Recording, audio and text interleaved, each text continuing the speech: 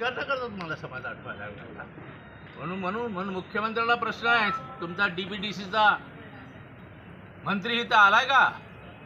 तुम्ही मुख्यमंत्री झाल्यापासून एक DPDCची बैठक झाली का?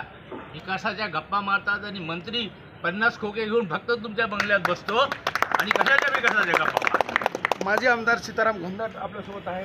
मामा, आज नामांकन दाखल करण्यासाठी तुम्ही आले, कशी स्थिती आहे? जानकर विरुद्ध जाधव असा सामना रंगणार आहे.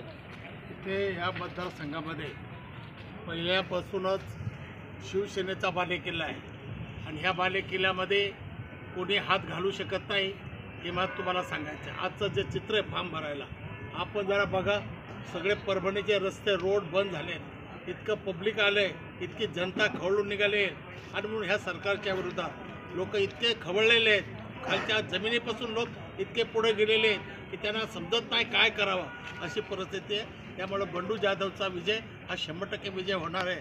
मी 2 महिने झाले इथे आणि मी इथे इलेक्शनचा निर्णय लागेपर्यंत मी इथे राहणार आहे. तर मोठ्या मताधिक्यानं निवडून येणार असं विधान या ठिकाणी उपस्थितांनी केलं आहे. कॅमेरा पर्सन सय्यद खिजरसह नझीर खान, TV9 मराठी, परभणी. आज शिवसेना उद्धव बाळासाहेब ठाकरे गटाकडून नॉमिनेशन दाखल करण्यात आलं आहे आणि महाविकास आघाडीचे जिल्ह्यातील नव्हे तर मतदारसंघातील सर्वच पदाधिकारी आज या ठिकाणी शिवसेनेसोबत उभे राहिले.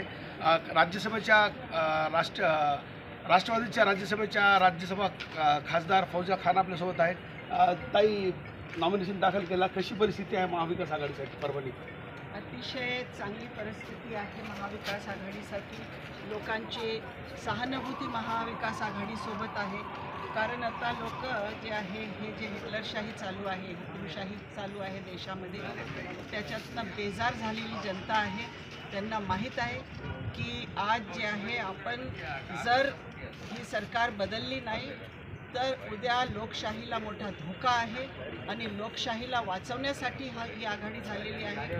लोकशाही वाचवण्यासाठीची जी आघाडी पुन्हा बाहेर निघालेली आहे, त्याला जनतेचा पूर्ण समर्थन आहे. आजच तुम्ही पाहिला असेल कशा प्रकारचं वातावरण आहे. पूर्वी अशी आमची रॅली आहे, ही रॅली दाखल करण्याची नाही, ती विजय रॅली आहे. आमच्यासमोर कोणताही उमेदवार टिकणार नाही, एवढंच या निमित्तानं मला सांगतो.